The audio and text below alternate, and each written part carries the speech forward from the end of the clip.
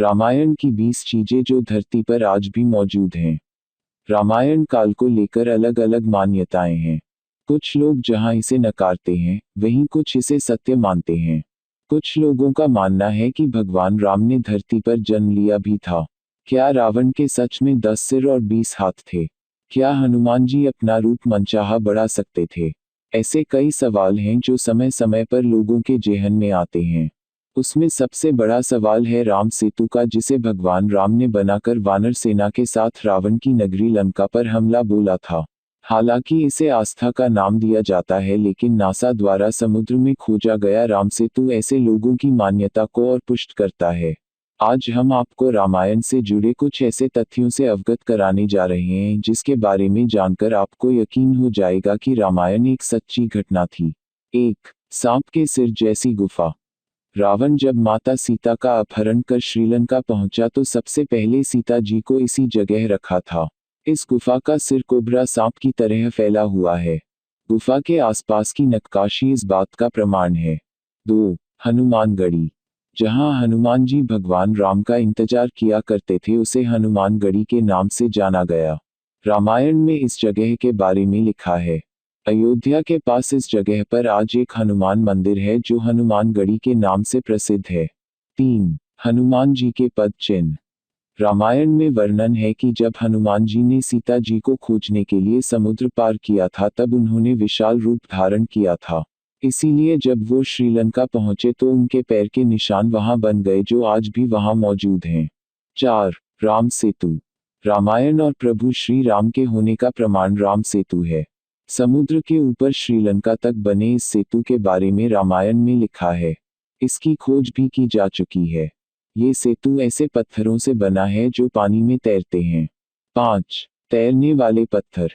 समुद्र पर पुल बनाने के लिए ऐसे पत्थरों की जरूरत थी जो पानी में तैर सकें। ऐसे में नल और नील को मिले श्राप की वजह से वो सभी पत्थर जिन्हें नल और नील ने छुआ वो पानी में तैरने लगे।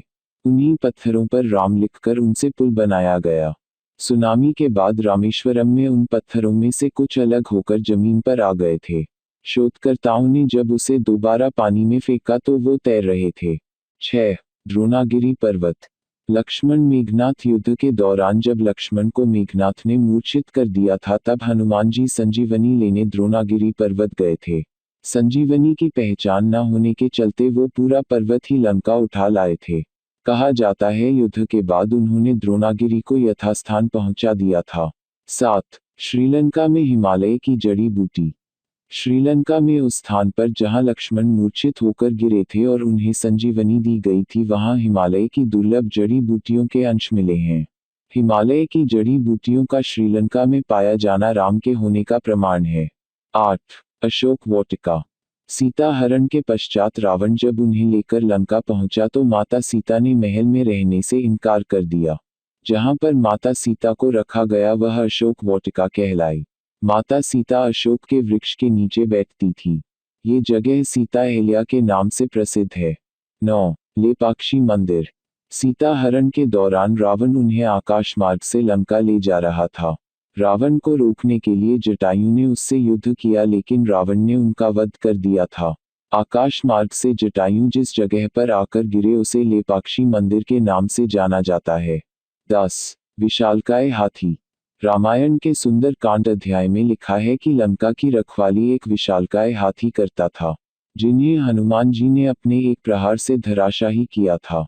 पुरातत्व विभाग को श्रीलंका में ऐसे ही हाथियों के अवशेष मिले हैं जिनका आकार आज के हाथियों से बहुत ज्यादा बड़ा था। 11. कोंडाकट्टू गाला। हनुमान जी के लंका जलाने के बाद रावण भयभीत हो गया था। उसे यह भय सताने लगा था कि हनुमान जी फिर से हमला न कर दें।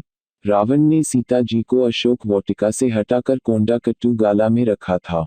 पुरातत्व विभाग को यहाँ कई ऐसी गुफाएं मिली हैं जो रावण के महल तक जाती थी। 12. रावण का महल। रामायण में वर्णन है कि रावण सोने की लंका में रहता था जिसे हनुमान जी ने जलाया था। पुरातत्व विभाग को श्रीलंका में एक महल मिला है जिसे रामायण काल का ही बताया जाता है। 13. कालानिया। राम द्वारा रावण का वध करने के पश्चात विभीषण को लंका का राजा बनाया गया था। विभीषण ने अपना महल कालानिया में बनाया था।